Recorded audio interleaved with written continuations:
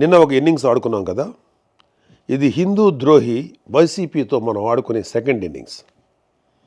మనం చిన్నప్పుడు మంత్రాలకు చింతకాయలు రాలుతాయి అనే కథలు వినేవాళ్ళం. కొందరు సిద్ధులు నీళ్లలోంచి నూనె తీశారని, దాంతో దీపాలు వెలిగించారనంటే ఒకప్పుడు నేను అస్సలు నమ్మేవాడే కాదు. కానీ మన జగన్ బాబా అనుకో పాలు వెన్న లేకుండా నెయ్యి తీశాక అవన్నీ నమ్మక తప్పట్లేదు. అసలు నేతిలో నెయ్యి లేకపోవడం ఏంట్రా అని జుట్టు పీక్కుంటున్నారు కదా. చూద్దామండి. ఒకళ్ళని చాలా మంచి హెల్దీ, హైజీనిక్ అండ్ ఆర్గానిక్ భోజనం వండి పెడతాను అని చెప్పి ఇంటికి పిలిచి అందుకు చాలా డబ్బు కూడా తీసుకొని మార్కెట్లో చీప్గా దొరికే నకిలీ బియ్యం, కెమికల్స్ నిండిపోయిన సరుకులు, ప్రమాదకరమైన ఎసెన్స్తో ఉన్న పచ్చళ్ళు లాంటివి వేసి భోజనం పెట్టి, ఏదో ఒకటి భోజనం అయితే పెట్టాను కదా, భోజనం పెట్టకుండా మోసం చేశానా అని దబాయిస్తే అలాంటి మీరు ఏమంటారు? నేనైతే వైఎస్ఆర్సీపీ నాయకుడు అంటాను. ఇంకా కరెక్ట్గా చెప్పాలి అంటే వైఎస్ఆర్సీపీ హయాంలో టీటీడీ చైర్మన్ అంటాను. ఎందుకంటే వైఎస్ఆర్సీపీ హయాంలో టీటీడీ చేసిన పని ఇదే. చుక్క పాలు కానీ బొట్టు వెన్న కానీ లేని ప్రమాదకరమైన కెమికల్స్తో ఫేక్ గీని 60 లక్షల కేజీలకు పైగా స్వామివారి డబ్బుతో కొని ప్రసాదం తయారు చేసి భక్తులకు పంచిపెట్టారు. ఎంత పాపం, ఎంత ద్రోహం ఇది. ప్రభుత్వ సొమ్ముతో ఎలాగూ వైఎస్ఆర్సీపీ అవినీతి చేసింది. స్వామివారి టీటీడీని అయినా కొంచెం నీతిగా నడిపి ఉండొచ్చు కదా, ముఖ్యంగా ప్రసాదం లాంటి విషయాల్లో. ఇదేదో సాక్షి లాంటి పేపర్లోనో ఛానల్లోనో వచ్చిన న్యూస్ కాదు. సుప్రీంకోర్టు ఆర్డర్స్తో నియమించబడ్డ స్పెషల్ ఇన్వెస్టిగేషన్ టీం సిట్ 1.5 సంవత్సరం పాటు దేశం మొత్తం తిరిగి జల్లెడ పట్టి కనుక్కున్న విషయం. పాలు వెన్న ఏమాత్రం లేకుండా పూర్తిగా కెమికల్స్తో, రకరకాల ఆయిల్స్తో, చెత్త ఎసెన్స్లతో తయారైనటువంటి నెయ్యిని స్వామివారి ప్రసాదమైన తిరుమల లడ్డూకి వాడారు. దైవభక్తి, పాపభీతి ఏమాత్రం లేని వాళ్ళు ఇలాంటి దారుణాలు చేయగలరు. మన సనాతన హైందవ ధర్మం ప్రకారం అజ్ఞానం వలనో పరిస్థితుల వలనో తప్పు చేస్తే అందుకు క్షమించవచ్చు. ఈ విషయం శ్రీకృష్ణ భగవానుని భగవద్గీతలో, ఆది శంకరాచార్యుల అపరాధ క్షమాపణ స్తోత్రంలో కూడా ఉంటుంది. అలా కాకుండా తెలిసి తప్పు చేస్తే దాన్ని ఏమనాలి? అది కూడా దేవదేవుడిగా కోట్లాది మంది భావించే శ్రీ వెంకటేశ్వర స్వామి విషయంలో చేస్తే అందుకు పాపం అనే మాట కూడా చాలా చిన్నది. ఈ ఫేక్ నెయ్యిని కొనడం కోసం టీటీడీ చైర్మన్గా వైఎస్ జగన్మోహన్ రెడ్డి బాబాయ్ అయిన వైవి సుబ్బారెడ్డి ఉన్నప్పుడు 2020 ఫిబ్రవరిలో రూల్స్ని మార్చారు. ఆల్రెడీ ఉన్న కండిషన్స్ని సగానికి పైగా తగ్గించారు. అనర్హులైన ఈ ఫేక్ గీ సప్లయర్ బ్యాచ్ని అర్హుల్ని చేయడం కోసం తొక్కాల్సిన అడ్డదారులన్నీ తొక్కారు. ఇలాంటి వెధవ ఫేక్ సప్లయర్స్కి వీళ్ళు పెట్టిన పేరు వర్చువల్ డైరీ. ఇవి దొంగ డైరీలు. బినామీ పేర్లతో రకరకాల రాష్ట్రాల్లో ఆపరేట్ చేస్తూ ఉంటాయి. ఒక దగ్గర ఒక పేరుతో బ్యాన్ అయితే ఇంకో పేరుతో కొత్త అవతారం ఎత్తుతారు. అచ్చంగా జగన్ కంపెనీలో పెట్టుబడులు పెట్టిన దొంగ సూట్ కేస్ కంపెనీల్లాగా. ఇవి పాలు వెన్న ప్రొక్యూర్ చేస్తామని అబద్ధాలు చెప్పి కమిషన్లు ఇచ్చి కాంట్రాక్ట్ సంపాదించి కెమికల్స్తో చేసిన ఫేక్ గీని సప్లై చేస్తాయి. మరొకసారి గుర్తు చేస్తున్నా, ఇవేవి నేను ఇంకెవరో పుట్టించిన మాటలు కాదు. సాక్షాత్తు సిట్ 36 మందిని నేరస్తులకు చెప్తూ వేసిన ఛార్జ్ షీట్లో ఉన్న విషయం. నేను వైవి సుబ్బారెడ్డి పేరు ఏదో రాజకీయ అక్కస్తో తీయలేదు. అతని పిఏని సిట్ అధికారులు అరెస్ట్ చేసి విచారిస్తున్నారు. ఊరికినే కాదు, ఆధారాలతో. ఇవన్నీ ముందు చెప్తాను. ఇందాక ఈ తప్పుడు ఫేక్ గీ విషయంలో పాపం అనే మాట సరిపోదన్నాను కదా. సరైన మాట ఏంటంటే ఘాతుకం. గుర్రానికి తెలియకుండా తోక ఊపుతుందా? లేదు కదా. తోకే గుర్రాన్ని ఊపిందంటే చిన్న పిల్లోడు కూడా నవ్వుతాడు.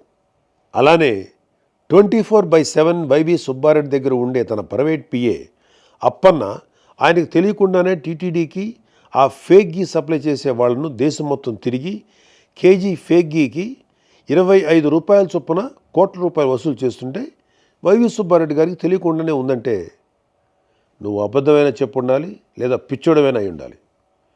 మనందరికీ తెలిసి సుబ్బారెడ్డి మానసిక స్థితి 2020 నుంచి ఇప్పటి వరకు బాగానే ఉంది. స్వచ్ఛమైన నెయ్యి, పోనీ చాలా వరకు సహజమైన నెయ్యి సప్లై చేసి ఎవరూ కూడా కేజీకి ఇంత డబ్బు అని చైర్మన్ ప్రైవేట్ పిఏకి కోట్లు కమిషన్ ఇస్తాడా? ఒక ప్రైవేట్ పిఏ అయిన అప్పన్నని జైల్లో పెట్టిన సిట్, 36 మందిని నేరస్తులుగా ఛార్జ్షీట్లో పెట్టిన సిట్ మొత్తం 250 కోట్ల రూపాయల స్కామ్ జరిగిందని చెప్పిన సిట్ ఎందుకు అప్పటి చైర్మన్ వైవి సుబ్బారెడ్డి పేరును ఛార్జ్షీట్లో పెట్టలేదు, అసలు జైల్లో ఇంకా ఎందుకు పెట్టలేదు అని రోజు జనాలు అడుగుతున్నారు. ఒక ఎమ్మెల్సీగా నన్ను ప్రభుత్వ వేదికల్లో అడగమంటున్నారు. అడుగుతాను, మీ దగ్గర రివర్స్ టైం మిషన్ ఉందా? వైఎస్ఆర్సీపీ వాళ్ళ దగ్గర, ముఖ్యంగా టీటీడీ చైర్మన్గా చేసిన వాళ్ళ దగ్గర ఉంది. అది ఎలా? ఆశ్చర్యపోతున్నారా? సాధారణంగా కాలం గడిచే కొద్దీ వస్తువుల ధరలు పెరుగుతూ పోతాయి కదా, కానీ వైఎస్ఆర్సీపీ హయాంలో టీటీడీలో మాత్రం ధరలు తగ్గుతూ పోయాయి. మరీ ముఖ్యంగా నెయ్యి ధర 2020లో 600 రూపాయల నుంచి 423కి తగ్గింది. 2022లో 400 నుంచి 319కి తగ్గింది. మనందరం ఇళ్లలో నెయ్యి అంతో ఇంతో వాడేవాళ్ళమేగా. స్వచ్ఛమైన ఆవు నెయ్యి కేజీ ఎక్కడైనా 423కి లేదా 319కి దొరకటం మీరు ఎక్కడైనా చూసారా? ఎన్ని కేజీలు బల్క్గా కొన్నా కూడా సుమారు 700 రూపాయలు కేజీగా ఉండే నెయ్యి 423కి, 2 ఏళ్ల తర్వాత 319కి రాదు కదా. అంత తక్కువ ధరకు నెయ్యి దొరుకుతుందంటే అది నెయ్యే కాదు అని అర్థం. ఈ విషయమే సిట్ నిర్ధారించింది కూడా. అసలు అది నెయ్యే కానప్పుడు కల్తీ జరిగిందని ఎలా అంటారు అనే మేధావులు కూడా వైసీపీలో ఉన్నారులేండి. అది వేరే విషయం. ఒక సాధారణ భక్తుడు నన్ను అడగమన్నది ఏంటంటే, అసలు వీళ్ళను తక్కువ ధరకు కొనమని చెప్పింది ఎవరు? పూజలు చేసే అర్చకులా? కాదు. కానుకలు ఇచ్చే భక్తులా? కాదు. మరి ఇంకెవరి మేలు కోసం ఈ నెయ్యి ప్రొక్యూర్మెంట్ ధరలు ఇంతలా తగ్గిస్తూ పోయారు? వాళ్ళ జేబులు నిండడం కోసం, పనికిమాలిన ఫేక్ గీని కమిషన్లు తీసుకొని ఎక్కువ కొనడం కోసం చేసిన పని. అడుగడుగునా ఇలాంటి దారుణాలు నెయ్యి విషయంలో చేస్తూ పోయి ఇప్పుడు ఏం కాలేదు కదా అని తిరిగి దబాయిస్తున్నారు. ఉల్టా చౌర్ కొత్వాల్కో డాంటే అనే సామెత ఇలాంటి వాళ్ళని చూసే పుట్టింది. ఒకసారి జరిగితే పొరపాటు, రెండోసారి జరిగితే యాదృచ్ఛికం, మూడోసారి కూడా జరిగితే కావాలని చేస్తున్నారు అని అర్థం. అసలు వైఎస్ కుటుంబం అధికారంలోకి వచ్చినప్పుడే టీటీడీ ఎందుకు వివాదాల్లో ఉంటుంది? ఈ విషయం ఇప్పటి జెన్జీ తరానికి తెలియాలి. అంటే కొంచెం గతంలోకి వెళ్ళాలి. వైఎస్ రాజశేఖర రెడ్డి టైంలో చూస్తే 100 ఏళ్లలో ఎప్పుడూ లేని విధంగా టీటీడీ పరిధిలో ఎన్ని కొండలు వస్తాయి అనే వివాదం మొదలెట్టారు. అదేంటి, 7 కొండలు మనమే కదా, అసలు ఈ డిస్కషన్ ఏంటి అని హిందువులు కోప్పడితే అప్పుడు టీటీడీ పరిధిలోని 7 కొండలు ఉన్నట్లు వైఎస్ రాజశేఖర రెడ్డి జీవో ఇవ్వాల్సి వచ్చింది. నేను నాస్తికుణ్ణి, రేషనలిస్ట్ని అంటేనే వైసీపీ వాళ్ళు ఇంత గోల చేస్తున్నారే. మరి వైఎస్ రాజశేఖర రెడ్డి ఒక నాస్తికుడు, ఒక రాడికల్ స్టూడెంట్ యూనియన్లో పనిచేసి బూతు సుప్రభాతాలు రాస్తూ హిందూ దేవుళ్ళని, ఆచారాలని అవమానిస్తూ వచ్చిన భూమన కరుణాకర్ రెడ్డి లాంటి వ్యక్తికి హిందువులందరూ వద్దు వద్దు అంటున్న టీటీడీ చైర్మన్గా ఎలా నియమించాడు? వైఎస్ జగన్మోహన్ రెడ్డి కూడా అధికారంలో ఉన్నప్పుడు అదే పని చేశాడు. అలాంటి ఒకసారి టీటీడీ చైర్మన్ చేస్తేనే హిందువులు బాధపడ్డారు. అలాంటి రెండోసారి కూడా చైర్మన్గా చేయడం ఎందుకు? హిందువులు బాధ పెట్టడం కోసమా? వైఎస్ రాజశేఖర రెడ్డి, జగన్మోహన్ రెడ్డి వంశపారంపర్యంగా క్రైస్తవులు. మనది లౌకిక దేశం. వాళ్ళ నమ్మకాలని గౌరవించాలి, తప్పకుండా గౌరవిస్తాం. వాళ్ళని అడిగేది ఏంటంటే, వాళ్ళ మత సంస్థలకి ఒక నాస్తికుణ్ణి, ఒక దైవదూషణ చేసేవాడిని చైర్మన్గా పెట్టి అలాంటి వాడి చేతికి మత సంస్థ డబ్బు, నిర్ణయాలు అప్పచెప్తారా? లేదు కదా. మరి టీటీడీ విషయంలోనే ఎందుకు అలా చేశారు? ఇలాంటి నిర్ణయాల వల్ల కదా ఇవాళ దారుణమైన కెమికల్స్తో, ఏవేవో ఆయిల్స్తో నిండిన ఫేక్ గీ టీటీడీ ప్రస్తావనలోకి వచ్చింది. గతం భవిష్యత్తుకు దిక్సూచి అవ్వాలి. ఎలాంటి వాళ్ళు వ్యవస్థలు నడిపించారనే విషయాలు ఇప్పటి తరానికి తెలియాలనే ఇవన్నీ చెప్తున్నాను తప్ప ఎవరిని నొప్పించడానికి కాదు. ఇప్పుడు వైఎస్ఆర్సీపీ వాళ్ళు చెప్పే అతిపెద్ద అబద్ధానికి వద్దాం. సిట్ తన ఛార్జ్షీట్లో ఆ ఫేక్ గీలో ఎలాంటి యానిమల్ ఫ్యాట్ లాంటి పదార్థాలు లేవు అని చెప్పేసింది అని వాళ్ళ నీలి మీడియాలో రాసుకుంటున్నారు, చెప్పుకుంటున్నారు. నిజంగా కొవ్వు లాంటి పదార్థాలు లేకపోతే సంతోషమే. కానీ ఇక్కడ మనం జాగ్రత్తగా నిజాలు తెలుసుకోవాలి, రాబట్టుకోవాలి. మరొకసారి ఇలాంటి తప్పు జరగకుండా చూసుకోవాలి.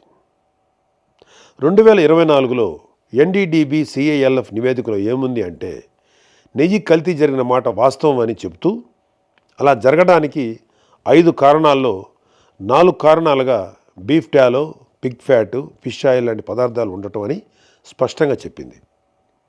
ఇప్పుడు వచ్చిన సిట్ ఛార్జ్షీట్లో ఎక్కడా కూడా ఎన్డీడీబీ సిఐఎల్ఎఫ్ నివేదిక తప్పు అని చెప్పలేదే. చెప్పుంటే మేము కూడా అమ్మాయి అనుకునేవాళ్ళం.